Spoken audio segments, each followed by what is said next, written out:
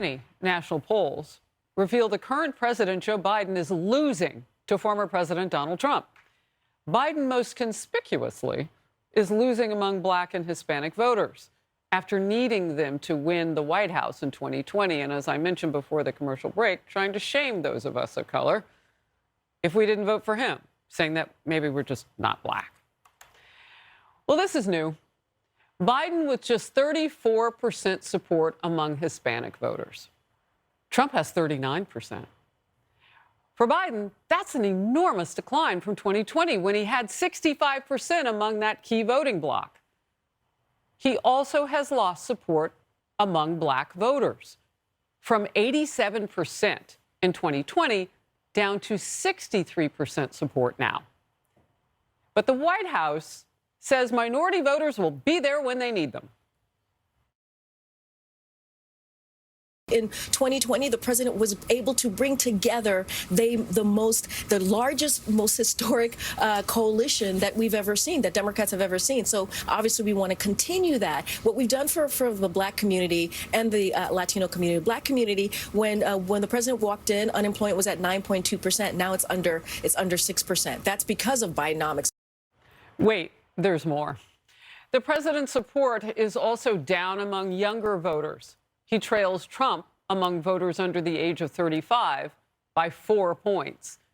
Power panel now. David Avella, chairman of GoPac, David Carlucci, former New York State Senator. David, good to see you both. Hello. Great to be with you. David Carlucci, I'm curious. You know, you heard the White House press secretary there trying to say that people of color are going to come, you know, in 2024. What do you do about young people? I mean, you're down in 3 categories. Is it time for Biden to get real with the American people now? And how does he do that? Yeah, there's no question. I mean, these are red flags. It's an obvious warning sign to Biden and the entire Biden administration. But with that said, we had a year to go. So there is an opportunity to shift gears. And the way that you do that is to change the messaging. And we've seen Biden already start to do that. Stop boasting. Stop talking about Bidenomics, because nobody believes you when you're boasting and talking about how great you are.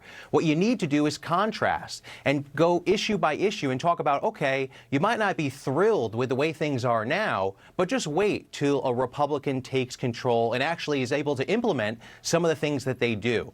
And a lot of these voters, when they talk about cooling off excitement for Biden, it's not necessarily that they're jumping to Trump, but they're just undecided, or they're talking about a third-party candidate. I think when you are able to have that contrast, when it's one Republican versus one Democrat, those people that are very disenfranchised right now will come home to the Democrats, and that will put Biden over the top. You know, it's interesting. In all that you said, and I haven't heard this from the president, and I know you're probably a better messenger than he ever could be, I never heard a thank you. I mean, you want people to come back when you know that they're feeling this economy the way that they felt this high inflation. You want people to come back when they're being forced, basically, to accept a lie about how they feel without even a thank you. I don't think that'll work. David? It's amazing that this president, it's a new year, and yet he is none the wiser, nor is his spokesmen and women, that they continue to talk about Bidenomics. We just heard his press secretary talk about it. We heard him in his message talk about how things are going well. And the problem for this president is that what he says doesn't match up with what Americans see. And certainly this administration isn't taking David's sound advice, which is to get off that message. Americans can see with their own eyes that their savings account is dwindling, their credit card debt is going up. They can see thousands coming across the border with us having no idea who those individuals are. And Americans are very generous people, but we do want to know who is coming into our country. We haven't had the border be a national discussion at this level since 1803 when Thomas Jefferson signed the Louisiana Purchase. This administration is in free-for-all as we take on this 2024 election year. You know, I want to get back to you, David, with this. The poll that we cited indicated that those voter groups are not necessarily switching their votes to Donald Trump. It shows 20% of Hispanic and Black voters now are turning to someone other than Trump and Biden. Anybody but Biden. You've heard me say ABB. 21% of young voters are doing the same. So as you read deeper, third-party candidates could be scooping some of this up, and you're going to have the stay-at-homes. And that's a big chunk of people. Yeah, well, I believe that the polling of today, we really have to look at it with a grain of salt, because we have candidates today that can really win being underwater, meaning that their negatives are actually higher than their positives. Candidates? I mean, Donald Trump, President Biden, that's possible today. Whereas a few years ago, any pollster would tell you, no, it's impossible. You can't have that. But with a 24-hour news cycle, with all the different media sources, attack, whether it's the right, the left, it doesn't matter. Once you get into the public spotlight, you're going to take a lot of bows and arrows, more than ever before. And that means that these candidates will really go downhill. I mean, these third-party candidates, let's talk about Kennedy. I mean, when he arrived on the scene, there was a lot of hope. But as people get to know him is to not like him. So why is he still into the teens and in some almost 21%? Projected vote? Why is that happening? It's because maybe those people mean it when we ask them in polling, not me personally, but groups do. Well, who would you vote for now? And it's anybody but Biden.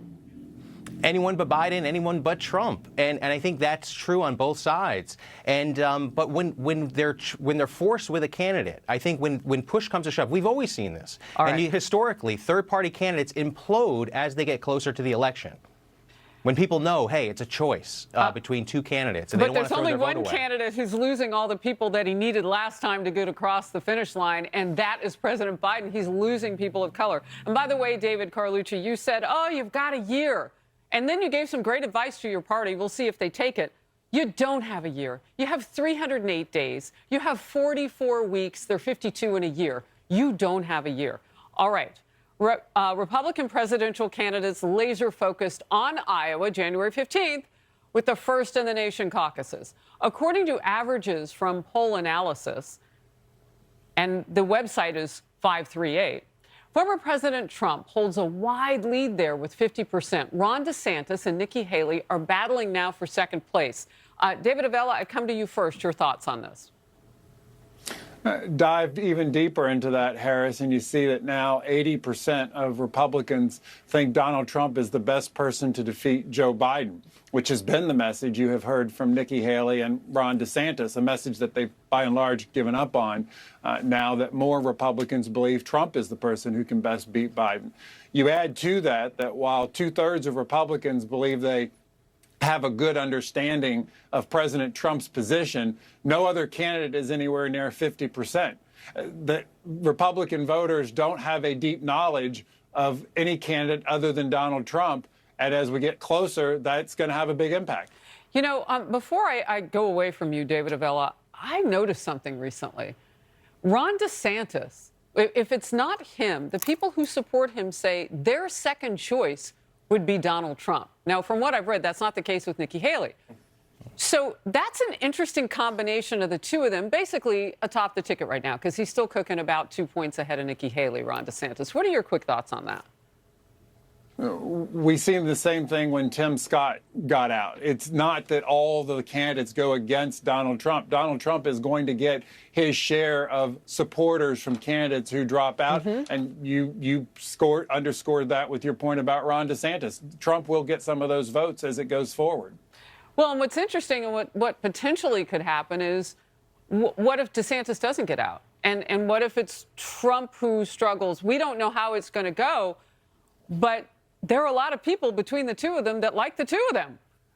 Anyway, I just point that out. Gentlemen, absolutely. I'll bring you back on a different day. A pair of Davids on this January 2nd. Thank you. Great to be with you. You too. Thank you. Harvard President Claudine Gay. Seems like a day doesn't go by when you're not saying that woman's name. She's facing ramped up criticism from her own students.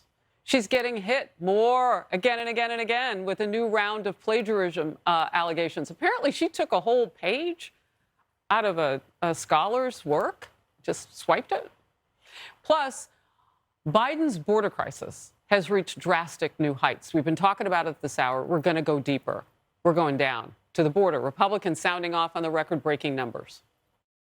They ignored it. They ignore it at their political peril, but also at the risk of our own national security. It's a public health crisis. It's a national security crisis. It's a humanitarian crisis.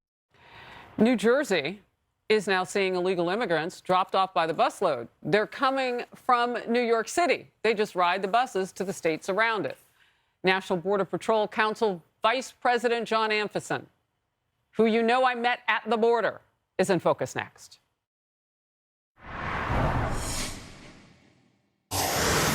The Biden border crisis is now spilling over to cities and neighborhoods across America, and the New York Times is reporting buses are carrying hundreds of illegal immigrants, and some of them are arriving in New Jersey. It's been happening since Saturday.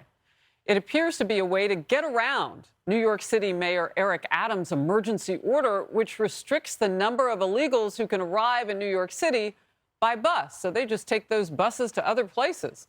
Nate Foy is at Port Authority, the bus terminal in New York City. Nate. Hey, Harris. New York City Mayor Eric Adams is once again criticizing Texas Governor Greg Abbott after several buses with hundreds of migrants arrived in New Jersey cities and towns over the weekend rather than here at the Port Authority bus stop. And chaperones were on board those buses and helped guide migrants onto trains ultimately headed for New York City. And you mentioned this comes after Mayor Adams issued an executive order last Wednesday that is really changing the game here. That executive order requires charter bus companies to provide 32 hours notice before arriving in New York City with migrants, and it limits the drop-off window to between 8:30 a.m. and noon Monday through Friday. Now, companies that violate the order could face a variety of penalties that include fines and having their buses impounded.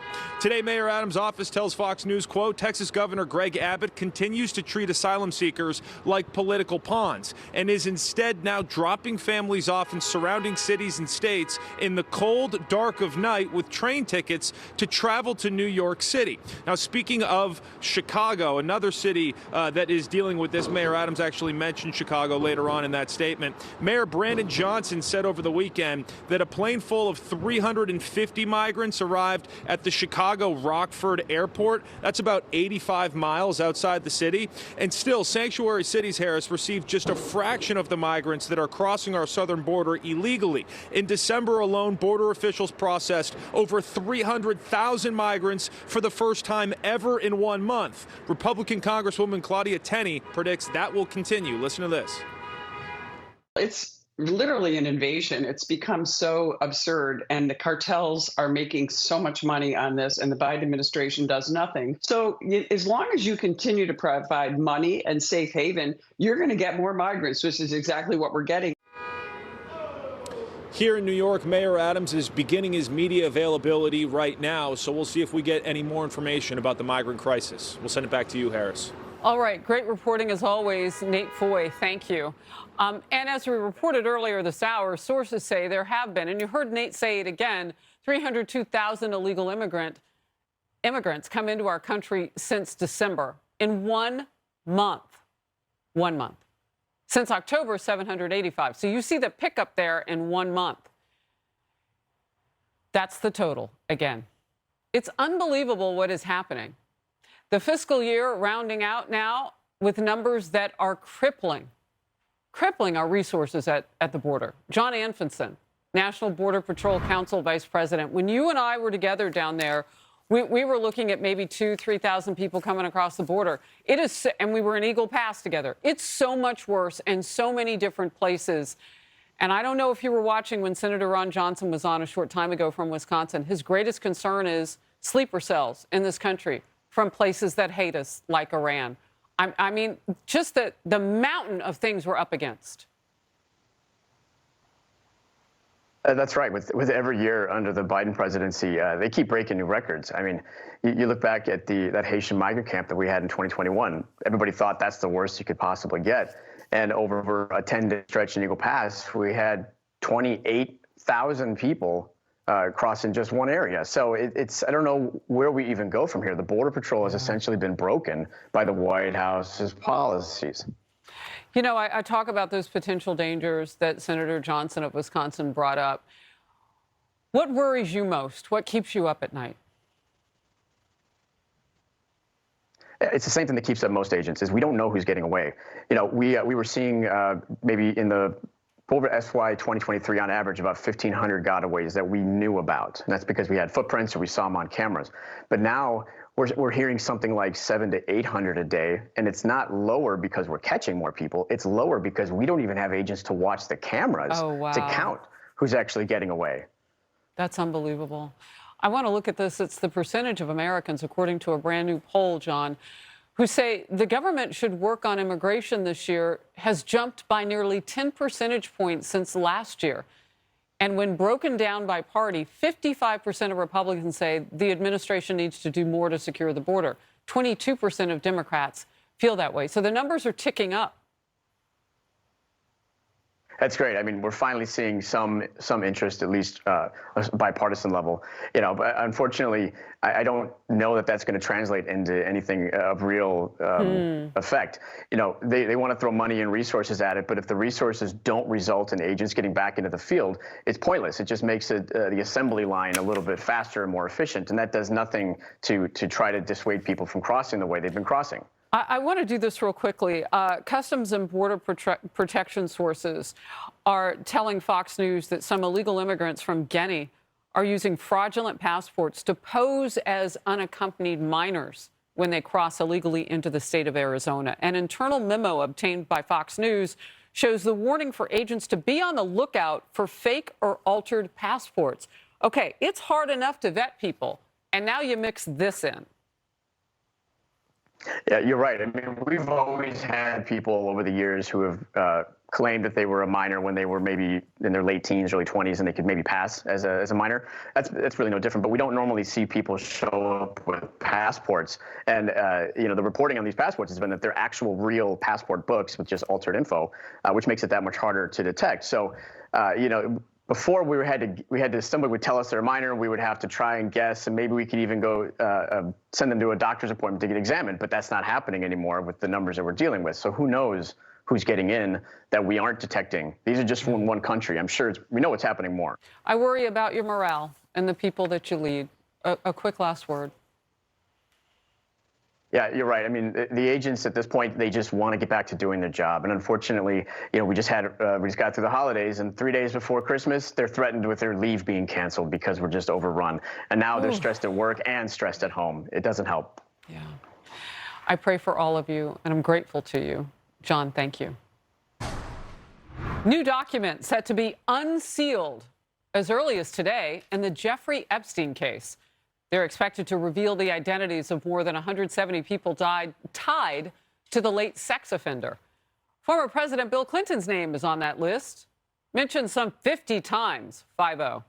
Prince Andrew also expected to be unmasked. Fox senior correspondent Eric Shawn with more. Eric. Yeah, hi, Harris. A lot of people waiting for those lists to be released with the names. And you're right, Bill Clinton, former President Donald Trump, as well as Prince Andrew, among the many bold-faced names that could be made public later today. They have been mentioned previously in connection to Jeffrey Epstein. The identities will be revealed in the wake of one of the lawsuits that accused Epstein of sex trafficking underage girls. A New York federal judge ruled there was no legal justification to still keep the names of Epstein's friends and associates a secret.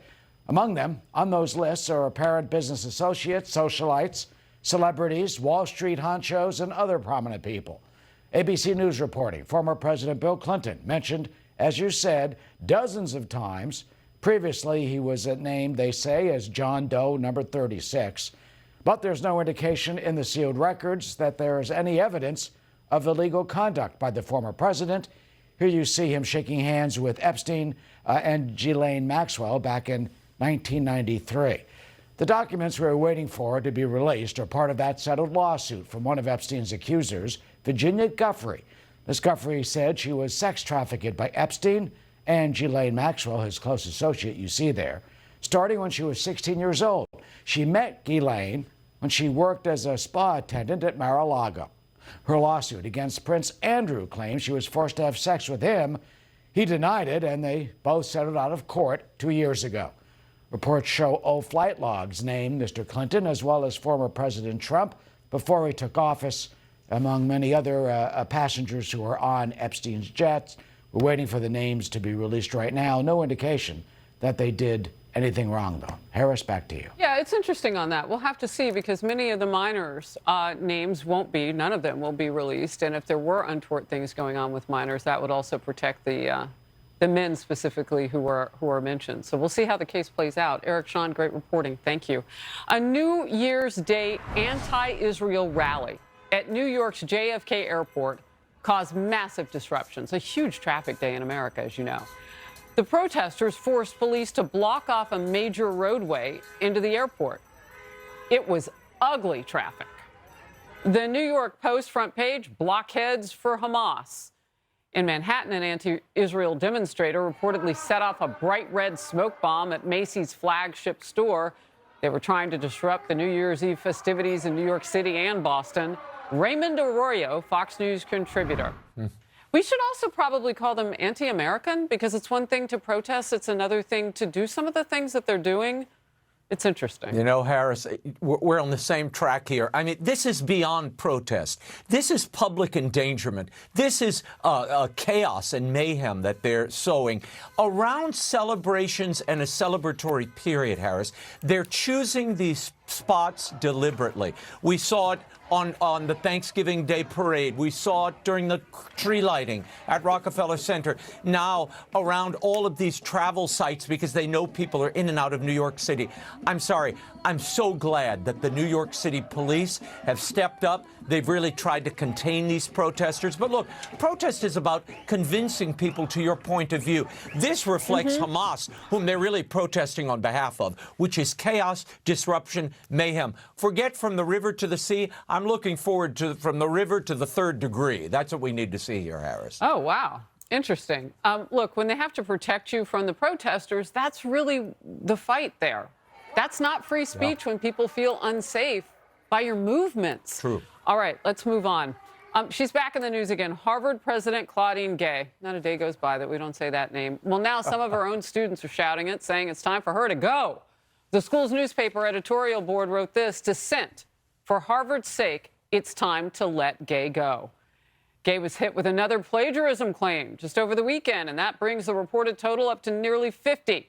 This comes as she also has repeatedly been criticized for failing to protect Jewish students on the Harvard campus. By the way, those plagiarism claims, one of them allegedly she took like a whole page of some scholar's work, like just wholesale, just steal it. Allegedly. Yeah, and Harris, what I love is after the fact, she goes back and inserts the quotation marks that she conveniently left out earlier. You know, once she's discovered, she did that, issuing all these corrections. Look, the Harvard Corporation Board has cleared her, amazingly, of these 50 charges and allegations of plagiarism. But this runs to the heart of not only what she says and how she executes her office, but her credibility as a scholar.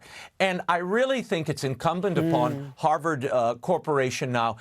You see Bill Ackerman and the student body saying, wait a minute, they need to be investigated, Nora. Now, the board itself who cleared her of these charges, and maybe that's what it's going to take. Harvard is now the Disney of academia, a once great brand collapsing upon itself without an audience. You know what they say. Right the ship here. I mean, Bill Ackerman and a lot of his friends and colleagues, people who've gone to that university, give a whole lot of money. I'm sure what they'll do is they'll trigger an investigation, which will slow Harvard way down, follow the money. Just a real quick thought on this. Why are they protecting this woman?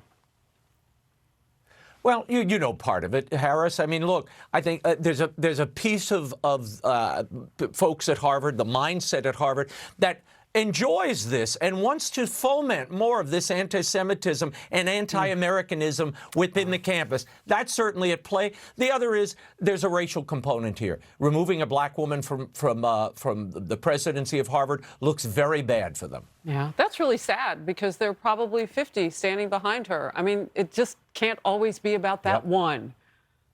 You can't just be on the lookout for just would be one. a great fill-in. And there are other candidates who don't look like me. I mean, there might be a whole host of people they could hire. Raymond Arroyo, you're right. Happy New Year. Outnumbered Happy next. New Year, my friend. Great to be with you.